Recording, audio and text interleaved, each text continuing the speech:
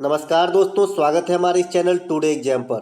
दोस्तों आज 13 जुलाई 2022 एमटीएस के तीनों पालियों में जीके जीएस सेक्शन से जो भी प्रश्न पूछे गए सभी प्रश्नों को एक ही साथ एक ही वीडियो में लेकर आए हैं। इससे पहले हम पार्टिकुलर अलग अलग शिफ्ट का वीडियो भी अपलोड कर चुके हैं।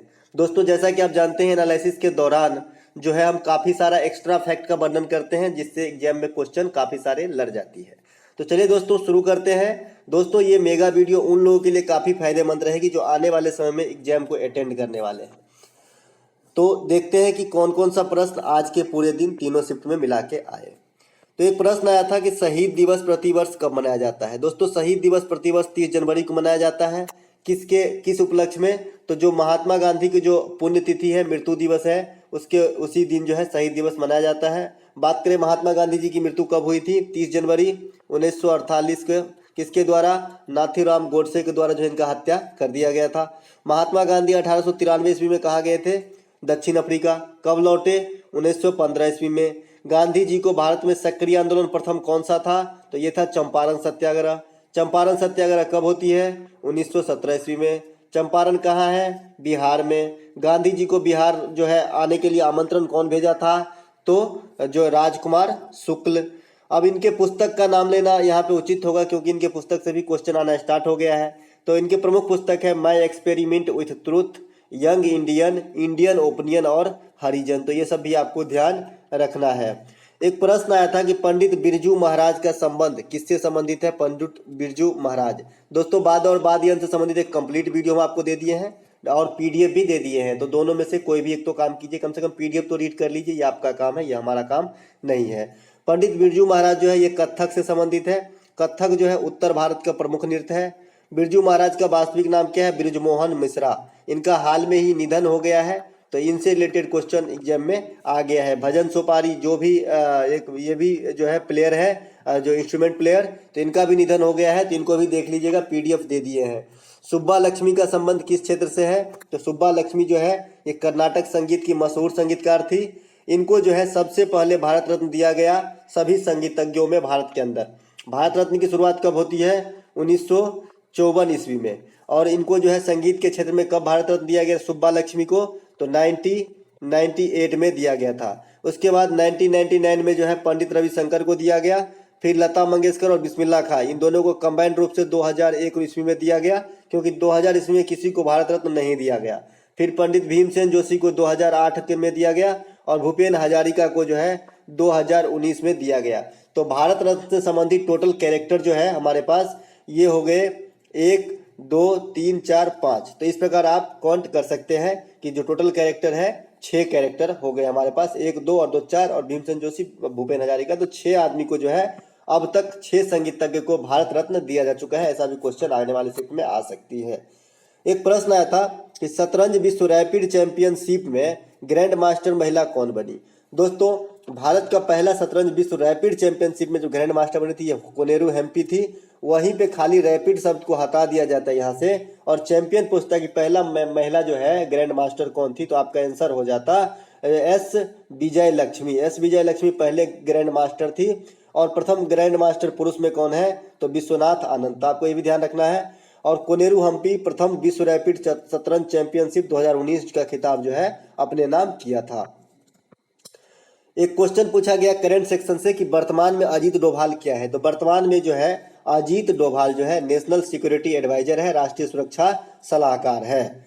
बात करें प्रधानमंत्री के आर्थिक सलाहकार कौन है? तो अनंत नागेश्वरम जो है ये हाल में ही अपॉइंट किया गया है प्रधानमंत्री का जो है आर्थिक सलाहकार। तो आपको ये भी ध्यान रखना है, इंपॉर्टेंट है आने वाले शिफ्टों के लिए। एक प्रश्न पूछा गया था कि भारत में अदालत कितने प्रकार की होती है? तो भारत में अदालत टोटल 6 प्रकार की होती है, जो इस प्रकार है: सर्वोच्च न्यायालय, उच्च न्यायालय, जिला एवं अधीनस्थ न्यायालय, न्यायालय, लोक अदालत, फास्ट ट्रैक अदालत, ट्रिब्यूनल न्यायालय। तो इस प्रकार के जो है 6 पार्ट हैं जो सारे न्यायपालिका के अंतर्गत कार्यरत है। हाई कोर्ट की चर्चा अनुच्छेद 214 में है, वहीं सुप्रीम कोर्ट की चर्चा अनुच्छेद 124 में है। थोड़ा फास्ट चलेंगे नहीं तो वीडियो बहुत लेंदी हो जाएगा। वर्तमान में भारत में कितने हाई कोर्ट है? तो 25 है। सबसे नवीन या नया हाई कोर्ट कहाँ का है? तो आंध्र प्रदेश का है, क्योंकि तेलंगाना अलग होने के बाद वहाँ पे हाई कोर्ट जो है बनाया गया था। टीपू सुल्तान की मृत्यु कब होती है? टीपू सुल्तान की मृत्यु जो है 1799 ईस्वी में होती है, श्रीरंगपट्टनम के युद्ध में। श्रीरंगपट्टनम के युद्ध में जो है जो इस प्रकार का जो है टीपू सुल्तान का मृत्यु हो जाता है। टीपू सुल्तान का नाम बचपन का क्या था? फतेह अली खान। क्या? फतेह अली खान। इसे किसका पुत्र था? तो हैदर अली का पुत्र था। मैसूर का शेर कहा जाता है किसे? टीपू सुल्तान को। एक प्रश्न आया था कि भारत में मेट्रो स्टेशन का पॉपुलेशन में कौन दूसरे स्थान पर है?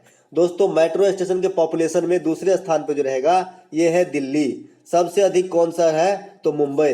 अपने पास मेट्रोपॉलिटन सिटी कितने हैं? 4। कौन कौन से महानगर है?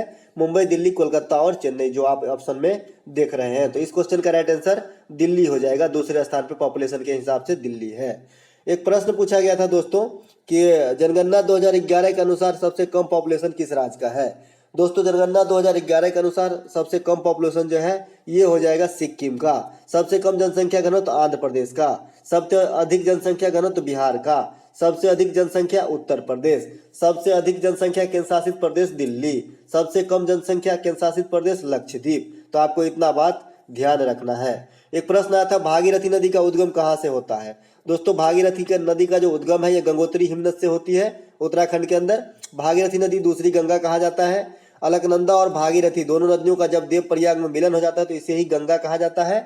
गंगा की प्रथम सहायक नदी रामगंगा है और जो जिम कॉर्बेट नेशनल पार्क था इसका नाम बदल के रामगंगा नेशनल पार्क कर दिया गया है। गंगा की अंतिम सहायक नदी भारत में महानंदा है। जब गंगा नदी बांग्लादेश में पहुंच जाती है तो इसे पद्मा के नाम से जाना जाता है। गंगा नदी भारत की राष्ट्रीय नदी है तथा सबसे लंबी नदी है। इसकी लंबाई टोटल 2525 किलोमीटर है। तो आपको ये ध्यान रखना है। ये हो गया एक्स्ट्रा फैक्ट के रूप में आपको ध्यान रखना है। एक प्रश्न आया था दोस्तों कि खानवा का युद्ध किसके बीच हुआ था? तो खानवा का युद्ध जो है ये हुआ था राणा सांगा और बाबर के बीच। ये कब हुआ था? 1527 में। फिर 1529 में होता है घाघरा का युद्ध। 1528 में होता है चंदेरी का युद्ध। इन सभी युद्धों में जो है बाबर विजय रहे थे। एक प्रश्न आया था एक एक्स्ट्रा फैक्ट के रूप में देख लीजिए आने वाले शिफ्ट के लिए कि विजय स्तंभ का निर्माण किसने करवाया था? तो विजय स्तंभ का निर्माण जो है राणा कुंभा के द्वारा करवाया गया था जो चित्तौड़गढ़ में स्थित है। एक प्रश्न आया था कि 2021 में जो साइक्लोन बंगाल के खाड़ी में आई थी उसका क्या नाम है? दोस्तों ऑप्शन नहीं मिल पाए लेकिन जो बंगाल की खाड़ी में 2021 के दौरान आए जो तूफान है इनका नाम है यास है, गुलाब है, जवाद है। बंगाल की खाड़ी में ये सब प्रमुख तूफान आए थे तो इनमें से कोई एक ऑप्शन रहा होगा और वही राइट आंसर रहा होगा। एक प्रश्न आया था कि बैडमिंटन में 300 टूर्नामेंट जीतने का रिकॉर्ड किसके नाम है? तो दोस्तों वहां पे 4 ऑप्शन दिए गए थे जिसमें एक ऑप्शन पीवी सिंधु भी थे। तो पीवी सिंधु जो है यहाँ पे राइट आंसर हो जाएगा। इन्होंने 300 रिकॉर्ड अपने नाम किए हैं बैडमिंटन में जीत का। एक आया था कि इमल्सन क्या होता है और इमल्सन का उदाहरण, इस प्रकार का क्वेश्चन पूछा गया था। इमल्सन को हिंदी में जो है पायस भी कहा जाता है। तो ये भी आपको ध्यान रखना है। तो 2 या 2 से अधिक अमिश्रित तरल पदार्थों का जो मिश्रण होता है उसे इमल्सन कहते हैं। इमल्सन का उदाहरण दूध है, वसा है इत्यादि वगैरह। एक क्वेश्चन आया था कि पंडित राम नारायण निम्नलिखित में से किस वाद्य यंत्र से संबंधित है? तो पंडित राम नारायण जो है ये सारंगी से संबंधित है। वाद्य यंत्र पे कंप्लीट वीडियो और पीडीएफ भी दे दिया हूँ। आपका काम है, आगे का काम जो है आपका है। निम्न में से कौन सा घाटी सिंधु घाटी सभ्यता से संबंधित है? दोस्तों सिंधु घाटी सभ्यता का अन्य नाम पूछा गया था, बाद में कंफर्म हुआ। तो सिंधु घाटी सभ्यता का अन्य नाम है हड़प्पा की सभ्यता या कांस्ययुगीन सभ्यता। मुझे पहले ही लग रहा था कि इस प्रकार क्वेश्चन पूछा गया होगा। हड़प्पा की सभ्यता का समान जो है जो काल निर्णायक काल बताया गया है ये 1350 से 1750 बीसी यानी ईसा पूर्व। कहीं कहीं ये 2500 से 1700 भी लिखा रहता है तो वो भी सही है, जैसा जो ऑप्शन रहेगा, लेकिन इसके दरमियान इसके आसपास का ऑप्शन ही राइट आंसर होता है।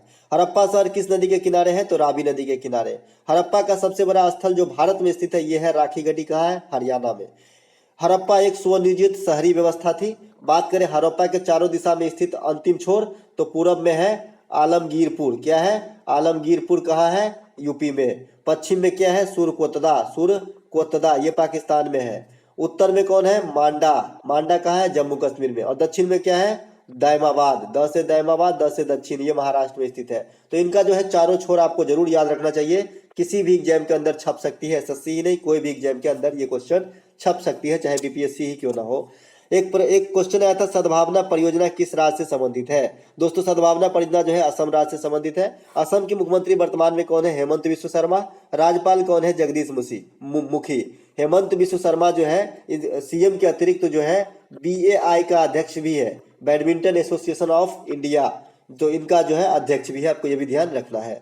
एक प्रश्न आया था कि नेपाल के हिमालय से निकलने वाली नदियां कौन कौन सी हैं। तो नेपाल के हिमालय से निकलने वाली नदियों में कोसी है, बागमती है, गंडक है, कर्नाली है, मेची है इत्यादि प्रमुख नदियां जो है बंगाल में नेपाल में जो हिमालय है वहां से जो है इनकी निष्कासन होती है। अब बात करें कोसी नदी को क्या कहते हैं, तो बिहार का शोक कहते हैं। इनसे फॉर्म में एक क्वेश्चन याद आया, आप लोगों के लिए रखा हूं कि तिब्बत से निकलने वाली, तिब्बत के मानसरोवर से निकलने वाली नदियां कौन कौन सी है, तो सिंधु, सतलज और ब्रह्मपुत्र है। तो आपको ये भी ध्यान रखना है।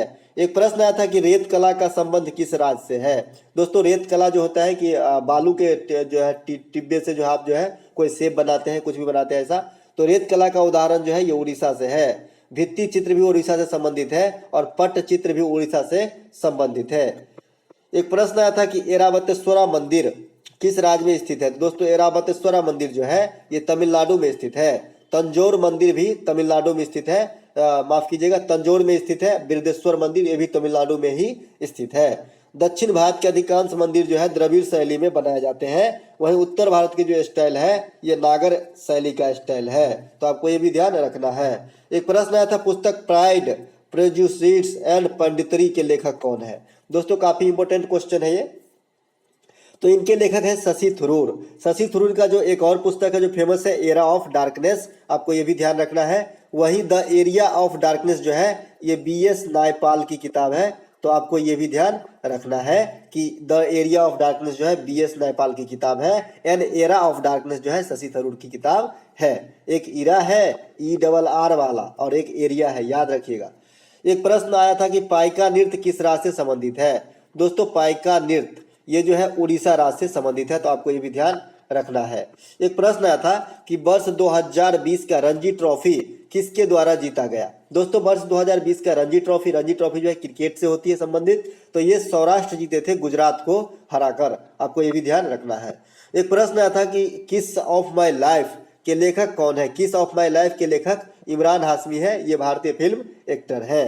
एक प्रश्न आया था कि आनंद मठ के लेखक कौन है। तो आनंद मठ के लेखक है बंकिम चंद्र चटर्जी। आनंद मठ जो है वंदे मातरम जो हमारा राष्ट्रीय गीत है यह आनंद मठ से ही लिया गया है। और सबसे पहले वंदे मातरम कब गाया गया था, तो 1896 में कांग्रेस के कोलकाता अधिवेशन में। तो आपको ये भी ध्यान रखना है। वंदे मातरम हमारा राष्ट्रीय गीत है, पहले कोलकाता अधिवेशन 1896 में गाया गया था। वही बात को रिपीट कर रहे हैं यहाँ पे। एक क्वेश्चन पूछा गया था कि कैग की नियुक्ति किसके द्वारा किया जाता है, CAG का। तो CAG का नियुक्ति जो है राष्ट्रपति के द्वारा किया जाता है। वर्तमान में कौन है CAG, तो गिरीश चंद्र मुर्मू है। एक प्रश्न आया था दोस्तों कि वर्ष 2021 में पद्म भूषण से कितने लोगों को सम्मानित किए गए थे। तो वर्ष 2021 में पद्म भूषण से जो है 119 आदमी को टोटल, जो पद्म भूषण है यहाँ पे तो आंसर 10 हो जाएगा। इस प्रकार का जो पद्म पुरस्कार है 119 आदमी को 2021 में दिया गया था। बात करें 2022 में इस प्रकार का पद्म पुरस्कार कितने आदमी को दिया गया, तो 128 आदमी को दिया गया है। वहीं पे 4 पद्म विभूषण दिए गए हैं जिसमें एक बिपिन रावत साहब भी शामिल है। और इनको याद रखने के लिए मैं बता ही दिया हूं, जो प्रभु श्री राम की कृपा से जो है बिपिन रावत का कल्याण हो गया, प्रभु राधे श्याम की कृपा से बिपिन रावत का कल्याण हो गया। इस प्रकार से आप याद रख सकते हैं चारों पद्म विभूषण जिनको मिला है 2022 वाली। एक प्रश्न आया था कि अकबर की मृत्यु कब हुई थी। तो अकबर की मृत्यु 1605 ईस्वी में होती है। इनका शासन काल जो है ये कब तक है, तो 1556 से 1605। इसके बाद जो है मुगल वंश पे जहांगीर का शासन होता है। एक प्रश्न आया था कि अमजद अली खान किससे संबंधित है। दोस्तों हर शिफ्ट में आप देखें 3 बार 3 शिफ्ट का क्वेश्चन है, 3 बार टकराया बाद और बाद से, तो ये है सरोज से संबंधित। आपको PDF भी दे दिया हूँ, वहां से आप जा सकते हैं या फिर चैनल पे वीडियो है आप वॉच कर सकते हैं। हॉकी के खेल में की अवधि क्या होती है, तो हॉकी खेल की अवधि जो है 60 मिनट है। फुटबॉल की खेल की अवधि 90 मिनट है। और हॉकी में भी 11 खिलाड़ी होते हैं और फुटबॉल में भी 11 खिलाड़ी होते हैं। एक प्रश्न आया था कि निम्नलिखित में से कौन सी पुस्तक रस्किन बॉन्ड के द्वारा लिखा गया। बहुत ही फेमस राइटर है रस्किन बॉन्ड, तो इनके द्वारा कौन सा पुस्तक लिखा गया। ऑप्शन एग्जैक्ट नहीं मिल पाई, लेकिन इनके द्वारा जो पुस्तक लिखा गया है a flight of pigeons, a handful of nuts, Rusty the boy from the hills, ये पुस्तक सब जो है इनके प्रमुख पुस्तकों में से है। एक प्रश्न आया था कि हरिप्रसाद चौरसिया किस वाद्य यंत्र से संबंधित है। एक शिफ्ट में 2 क्वेश्चन पूछे गए थे वाद्य और वाद्य यंत्र से, तो ये बांसुरी से संबंधित है। उड़ीसा के नृत्य से संबंधित एक प्रश्न पूछा गया था, ऑप्शन नहीं मिल पाया है। वैसे उड़ीसा का प्रमुख नृत्य है दलखाई है, धमुरा है, करनाच है, बाघा नाच है, गोटी पुआ है इत्यादि है, ओडिसी वगैरह उड़ीसा से संबंधित नृत्य है। एक प्रश्न आया था कि भगत सिंह को फांसी कब दिया गया था। तो भगत सिंह को फांसी 13 मार्च 1931 को दिया गया था। पहले ये प्रयोजन जो है 24 मार्च के लिए रखा गया था, लेकिन अंग्रेज को जो है इस बात की डर हो गई कि बहुत सारे लोग इकट्ठा हो जाएंगे, तो इसीलिए एक दिन पहले ही फांसी दे दिए, गलती से, धोखे से। भगत सिंह के प्रमुख पुस्तक है मैं नास्तिक क्यों हूं। तो आपको ये भी आने वाले शिफ्ट के लिए इंपॉर्टेंट कर लेना चाहिए। एक भगत सिंह जो है केंद्रीय असेंबली में बम कब फेंका, क्योंकि क्वेश्चन जो है रिपीट हो रहा है, तो ये पहले भी पूछा जा चुका है। तो 8 अप्रैल जो है 8 अप्रैल 1929 को केंद्रीय असेंबली में बम फेंकते हैं, सिर्फ डराने के उद्देश्य से। एक प्रश्न आया था कि मंगल पांडे को फांसी कब दिया गया। ये थर्ड शिफ्ट का क्वेश्चन है दोस्तों। तो 8 अप्रैल 1857 को जो है मंगल पांडे को फांसी दे दिया गया। 1857 का विद्रोह का कारण क्या था? चर्बी वाला कारतूस। एक प्रश्न आया था दोस्तों बायोलॉजी से, क्वेश्चन स्पष्ट नहीं हो पाया है कि शरीर के पोषक तत्व के स्रोत क्या मदद, इस प्रकार के क्वेश्चन बोल रहे थे, लेकिन हमको ये लगता है कि शरीर में पोषक तत्व जो है कहाँ से प्राप्त होती है, पोषक तत्व के क्या क्या स्रोत है, इस प्रकार से पूछा गया होगा। अगर आपके पास ये क्वेश्चन एग्जैक्ट है तो हमें कमेंट जरूर कीजिएगा। एक प्रश्न आया था दोस्तों कि प्रस्तावना में भारत को क्या कहा जाता है। प्रस्तावना या उद्देशिका दोनों एक ही चीज है। तो इसमें जो है भारत को संप्रभुता, संपन्न, समाजवादी, धर्मनिरपेक्ष, लोकतांत्रिक गणराज्य कहा गया है। आप स्कूल प्राथमिक हो, मिडिल हो, हर जगह ये बात जो है प्रार्थना के समय कराया जाता है। एक प्रश्न मैं अपने तरफ से रखा हूं, प्रस्तावना या उद्देशिका को भारत संविधान का आत्मा कहा जाता है, लेकिन भीमराव अंबेडकर ने आर्टिकल 32 को आत्मा कहा था। तो आपको ये भी बात जो है ध्यान रखना है। एक प्रश्न आया था खेल खिलाड़ी से कि मनिका बत्रा निम्नलिखित में से किस खेल से संबंधित है। दोस्तों मनिका बत्रा जो है ये टेबल टेनिस खेलते हैं, टेबल टेनिस के जो है प्रसिद्ध खिलाड़ी है। एक प्रश्न हेमाटाइट से संबंधित आया था कि हेमाटाइट से कुछ भी प्रश्न हो सकता है कि हेमाटाइट किसका अयस्क है, लोहे का निष्कर्षण किस अयस्क से होता है, तो इस प्रकार का क्वेश्चन हो सकता है। वैसे बता दें हेमाटाइट जो है लोहा का प्रमुख अयस्क है, इसका निष्कर्षण जो है लोहा का निष्कर्षण हेमाटाइट अयस्क से ही होता है। हेमाटाइट लोहा का अन्य अयस्क है मैग्नेटाइट, सीडेराइट इत्यादि। लोहा का सूत्र Fe होता है जिसे हम फेरस कहते हैं। एक प्रश्न आया था कि तुगलक वंश के संस्थापक कौन है। दोस्तों ये प्रश्न जब भी आया दिल्ली सल्तनत से, मैंने पूरा ऑपरेशन किया दिल्ली सल्तनत का, और आज फिर से थोड़ा सा करूंगा क्योंकि ये वीडियो बहुत लेंथी हो जाती है, इसीलिए हम ज्यादा यहाँ पे नहीं करेंगे। आपको पीडीएफ भी हम दे दिए हैं, वहां से भी आप देख सकते हैं, और ये भी पीडीएफ हम जो है दे देंगे, कोशिश करेंगे। तो दिल्ली सल्तनत पर जो है 5 वंशों ने शासन किया, गुलाम, खिलजी, तुगलक, सैयद, लोधी। तो गुलाम का संस्थापक कुतुबुद्दीन ऐबक, खिलजी का जलालुद्दीन खिलजी, तुगलक का गयासुद्दीन तुगलक, सैयद का खिजर खां और लोधी का बहलोल लोधी। इसके बाद दिल्ली सल्तनत की समाप्ति हो गई और मुगल वंश की स्थापना पानीपत की प्रथम लड़ाई के साथ 1526 ईस्वी में स्थापित कर लिया गया। हाल में ही बंगाल में चुनाव के मुख्यमंत्री कौन शपथ लिया। दोस्तों बंगाल में अभी हाल में ही चुनाव कराया गया, तो वहां पर जो है मुख्यमंत्री फिर से जो है ममता बनर्जी सिलेक्ट हो गई है। तो यहाँ पर ममता बनर्जी आंसर है। बात करें राज्यपाल कौन है, जयदेव धनखड़ है। ममता बनर्जी किस पार्टी से संचालित करती है, तो तृणमूल कांग्रेस। एक प्रश्न आया था कि 1773 का रेगुलेटिंग एक्ट में बंगाल का प्रथम गवर्नर किसे बनाया गया। दोस्तों बंगाल का प्रथम गवर्नर जो है रॉबर्ट क्लाइव को बनाया गया रेगुलेटिंग एक्ट के थ्रू। इसके पहले रॉबर्ट क्लाइव के समय जो है कौन कौन सा युद्ध हुआ, तो ये बंगाल का युद्ध हुआ था और प्लासी का युद्ध हुआ था। बंगाल का युद्ध कब हुआ था, 64 में होता है और 1764 में, और प्लासी का युद्ध 1757 में होता है। तो आपको ये बात ध्यान रखना है। बंगाल के प्रथम गवर्नर जनरल है बायरन हैंगस्टस। उसके बाद भारत का प्रथम गवर्नर जनरल हो गया लॉर्ड विलियम बेंटिक। इन दोनों में थोड़ा सा फर्क है दोस्तों कि बंगाल प्रांत का गवर्नर जनरल थे बायरन हैंगस्टस। उसके बाद जब पूरे इंडिया के स्तर पे जो है लॉर्ड विलियम बेंटिक को गवर्नर जनरल बनाया गया। उसके बाद 1857 के क्रांति के बाद गवर्नर जनरल का पोस्ट जो है वायसराय के पोस्ट में कन्वर्ट हो जाता है और लॉर्ड कैनिंग प्रथम वायसराय हुए थे। उसके बाद जब भारत स्वतंत्र होती है तो फिर से गवर्नर जनरल एक बार बनते हैं लॉर्ड माउंटबेटन, स्वतंत्र भारत के प्रथम गवर्नर जनरल। उसके बाद स्वतंत्र भारत के प्रथम और अंतिम भारतीय गवर्नर जनरल थे सी राजागोपालाचारी। एक प्रश्न आया था दोस्तों, रिपीट क्वेश्चन हुआ था कि बिहू किस राज्य का लोक नृत्य है। तो बिहू जो है असम का लोक नृत्य है, वहीं पंडवानी छत्तीसगढ़ का है, डांडिया गुजरात का है, तमाशा लावनी रंगोली महाराष्ट्र का है। इस साइड से अभी तक नृत्य नहीं पूछा गया है, आने वाले शिफ्ट के लिए आप इसे मार्क कर लीजिएगा। एक प्रश्न पूछा गया था दोस्तों कि सबसे प्राचीन वेद कौन सा है, रिपीटेड क्वेश्चन है। तो चारों वेदों में सबसे प्राचीन वेद जो है ये ऋग्वेद है। ऋग्वेद में 1028 सूक्त तथा 10 मंडल है। ऋग्वेद के अध्ययन करने वाले को होत्र कहा जाता है। ऋग्वेद सबसे पुराना और प्रमाणिक वेद है। वेद जो है 4, इसमें एक तो ऋग्वेद हो गया, फिर यजुर्वेद है, सामवेद है तथा अथर्ववेद है। सामवेद को भारतीय संगीत का जनक या जननी कहा जाता है। जादू टोना वाला जो वेद है ये है अथर्ववेद है। सबसे बाद वाला वेद जो है ये भी अथर्ववेद है, तो आपको ध्यान रखना है। एक प्रश्न आया था कि संविधान के प्रस्तावना में संशोधन कब किया गया, इस प्रकार का कुछ प्रश्न था, या फिर भारतीय संविधान में प्रथम संशोधन कब किया गया, इस प्रकार का क्वेश्चन हो सकता है। तो 1951 में प्रथम बार संशोधन किया गया था। जो है क्वेश्चन ही क्लियर नहीं है इसका। एक प्रश्न आया था, ओलंपिक में किस खिलाड़ी ने कांस्य पदक जीता बैडमिंटन के अंदर, इस प्रकार का प्रश्न था, बाद में क्लियर हुआ। तो ये पीवी सिंधु जो है आपका राइट आंसर भारत की तरफ से था। एक प्रश्न आया था कि खजुराहो के मंदिर किस शैली का उदाहरण, अभी मैंने बताया कि नॉर्थ साइड जो है नागर शैली, नॉर्थ से नॉर्थ, नॉर्थ से नागर, और साउथ साइड जो है द्रविड़ शैली। तो ये खजुराहो का मंदिर नॉर्थ साइड है, तो आपका आंसर नागर शैली है। खजुराहो की मंदिर कौन बनवाए थे, चोल राजा चंदेल राजाओं ने। यह मध्य प्रदेश में स्थित है। उत्तर भारत की शैली क्या है, नागर। दक्षिण भारत की शैली क्या है, द्रविड़। आपको याद रखना है मंदिरों के लिए। एक प्रश्न आया था कि टोक्यो ओलंपिक में नीरज चोपड़ा ने कौन सा पदक जीता, रिपीटेड क्वेश्चन है। तो ये स्वर्ण पदक जीते थे, एकमात्र स्वर्ण भाला फेंक में जीते थे। कितने मीटर भाला फेंके थे, 87.58 मीटर। तो आपको ये ध्यान रखना है, आने वाले शिफ्ट के लिए इंपॉर्टेंट हो जाता है ये, क्योंकि नीरज चोपड़ा को जो है हर एंगल से पूछ दिया गया। बात करें भारत अब तक ओलंपिक में कितने गोल्ड जीते, तो 10। पहला गोल्ड कब जीते, 1928 में। किस चीज के अंदर, हॉकी के अंदर जो है पहला गोल्ड जीते थे। सबसे अधिक गोल्ड किस में जीते, हॉकी में। कितने, 8। और 2 गोल्ड जो है एक अभिनव बिंद्रा और एक नीरज चोपड़ा के द्वारा जीता गया था। 2011 के अनुसार भारत में जन्म दर में कितनी गिरावट आई है, इस प्रकार का क्वेश्चन था, यहाँ मिसप्रिंट हो गया है। तो 2% का जो है गिरावट आया है जन्म दर में। एक प्रश्न आया था कि हिमालय प्रदेश में कितनी श्रेणियां है।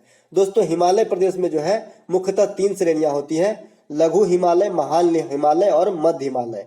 तो लघु हिमालय को जो है शिवालिक भी कहा जाता है, आपको ये भी ध्यान रखना है। वहीं बात करें हिमालय की सबसे ऊंची चोटी, तो माउंट एवरेस्ट है, 8850 मीटर इसकी लंबाई है। जॉर्ज एवरेस्ट के नाम पे इसका नाम रखा गया है, और नेपाल में इसे सागर माथा कहा जाता है। एक प्रश्न आया था कि कार्बन के एक प्रश्न आया था कि निसुविधनी मंदिर किस राज्य में है, इस प्रकार का कोई मंदिर का नाम क्लियर नहीं हो पा रहा कि क्या था, तो आंसर बताते। तो आपको अगर क्लियर हो तो कमेंट कर लीजिएगा। एक क्वेश्चन आया था कि कार्बन का परमाणु क्रमांक कितना होता है, तो कार्बन का परमाणु क्रमांक 6 होता है। कार्बन से जो रिलेटेड क्वेश्चन आने वाले हैं एग्जाम में वो है अपरूप से संबंधित। इनका अपरूप होता है हीरा, ग्रेफाइट, फुलेरिन, कोयला इत्यादि। तो हीरा प्रकृति में सबसे कठोर है। ग्रेफाइट के बारे में चर्चा करना जरूरी है, ये विद्युत का सुचालक होता है, अधातु होते हुए भी साथ ही साथ पेंसिल बनाने में काम आता है। नाभिकीय रिक्टर में मंदक के तौर पे इस्तेमाल किया जाता है। एक प्रश्न आया था जनगणना 2011 के अनुसार किस मेट्रो राज्य की जनसंख्या अधिक है। दोस्तों 2 बार पूछा गया, एक बार सेकंड लार्जेस्ट पूछा गया, एक बार लार्जेस्ट पूछा गया। तो मुंबई में सबसे अधिक है, 2 नंबर पे दिल्ली है, 3 नंबर पे कोलकाता, 4 नंबर पे चेन्नई है। चारों महानगर जैसे नाम ही लेते हैं अपन, वैसे ही जनसंख्या का क्रम है, मुंबई, दिल्ली जो है, कोलकाता, चेन्नई। एक प्रश्न पूछा गया था तंजौर का बृहदेश्वर मंदिर किस चोल राजा ने बनवाया था। पीडीएफ मिल जाएगा आपको, सारा वहां पे विश्लेषण है, जितने भी क्वेश्चन है उसका 50% क्वेश्चन का विश्लेषण आपको मिल जाएगा। आप वेरीफाई कर सकते हैं टेलीग्राम ज्वाइन करके। तो दोस्तों ये राजराज प्रथम है, चोल वंश नौसैनिक शक्ति के लिए प्रसिद्ध थे।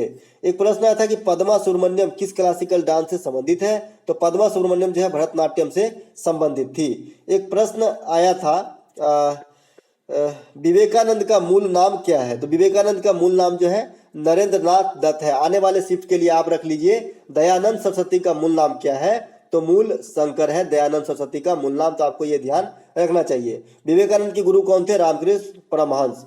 विवेकानंद ने रामकृष्ण मिशन की स्थापना कब की, 1897 में। इन्होंने शिकागो में भाषण कब दिए थे, 1893 में, जिस वर्ष महात्मा गांधी दक्षिण अफ्रीका गए थे। कोरिलेट करके याद रखिए, ज्यादा दिन तक याद रहेगा। एक प्रश्न आया था दोस्तों विंग्स ऑफ फायर के लेखक कौन है, तो विंग्स ऑफ फायर के लेखक अब्दुल कलाम आजाद, अपना जो है अब्दुल कलाम आजाद साहब है, आजाद नहीं, अब्दुल कलाम साहब जो है जो राष्ट्रपति रहे थे। इग्निटाइड मैन के भी लेखक जो है अब्दुल कलाम है। उड़ीसा में स्थित व्हीलर द्वीप का नाम जो है बदलकर अब्दुल कलाम द्वीप कर दिया गया है। दोस्तों आजाद गलती से टाइप हो गया था, माफ कीजिएगा। तो जो अभी व्हीलर द्वीप है उड़ीसा में, उसका नाम क्या हो गया है, अब्दुल कलाम द्वीप। यहाँ से जो है प्रक्षेपण किया जाता है। अब जो है अब्दुल कलाम को भारत का मिसाइल मैन कहा जाता है। एकमात्र व्यक्ति जो वैज्ञानिक के साथ साथ राष्ट्रपति भी हुए, इनका कार्यकाल रहा था 2002 से 2007 ईस्वी तक। भारत का रॉकेट मैन के सिवन को कहा जाता है, जो इसरो के भूतपूर्व अध्यक्ष थे। इसरो की स्थापना 1969 में होती है, मुख्यालय बेंगलोर में होता है। इसरो के वर्तमान प्रमुख कौन है, एम सोमनाथ। तो इस वाले टॉपिक से आप कल ही एग्जाम में देखिएगा कि ये क्वेश्चन छपेगी, ये हमारी गारंटी है। एक प्रश्न आया था दोस्तों कि पृथ्वी का जुड़वा ग्रह किसे कहा जाता है। तो पृथ्वी का जुड़वा ग्रह जो है शुक्र को कहा जाता है। शुक्र को मॉर्निंग स्टार, इवनिंग स्टार कहा जाता है। इसके पास कोई उपग्रह नहीं है। बुध और शुक्र के पास कोई उपग्रह नहीं है। सबसे अधिक उपग्रह शनि के पास है। सबसे बड़ा उपग्रह बृहस्पति के पास है। बृहस्पति के उपग्रह ज्ञानामीड सौरमंडल में सबसे बड़ा उपग्रह है। सौरमंडल का सबसे बड़ा उपग्रह ज्ञानामीड है जो बृहस्पति का है। दोस्तों थोड़ा फास्ट हम चलेंगे। आपको अगर पूरी विश्लेषण चाहिए एकदम धीरे से तो हर शिफ्ट का पार्टिकुलर वीडियो देखिए। बृहस्पति के उपग्रह ज्ञानामीड जो है सौरमंडल का सबसे बड़ा उपग्रह है। फोबोस सौरमंडल का सबसे छोटा उपग्रह है जो मंगल का उपग्रह है। पृथ्वी का एकमात्र उपग्रह चंद्रमा है। पृथ्वी को कौन सा ग्रह कहा जाता है? नील ग्रह, क्योंकि यहाँ पर पानी की उपस्थिति है। सूर्य से बढ़ती दूरी के अनुसार बुध, शुक्र, पृथ्वी, मंगल, बृहस्पति, शनि, अरुण, वरुण।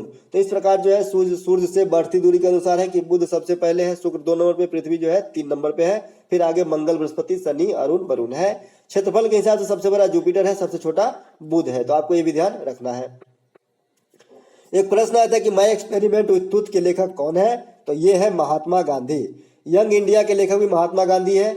इंडियन ओपिनियन के लेखक महात्मा गांधी, हरिजन के लेखक महात्मा गांधी है। तो आपको ये भी ध्यान रखना है।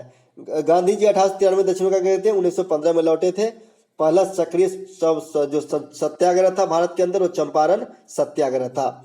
एक प्रश्न आया था दोस्तों कि आईसीसी महिला विश्व कप 2021 बैच के चैंपियन कौन रहा? तो दोस्तों आईसीसी महिला विश्व कप 2021 बैच के चैंपियन जो है ये ऑस्ट्रेलिया रहे थे, इंग्लैंड को हरा के। ऑस्ट्रेलिया यह जो है 7 बार ये खिताब जो है अपने नाम कर चुका है। वैसे मेंस वाला जो है 5 बार कर चुका है ऑस्ट्रेलिया अपने नाम।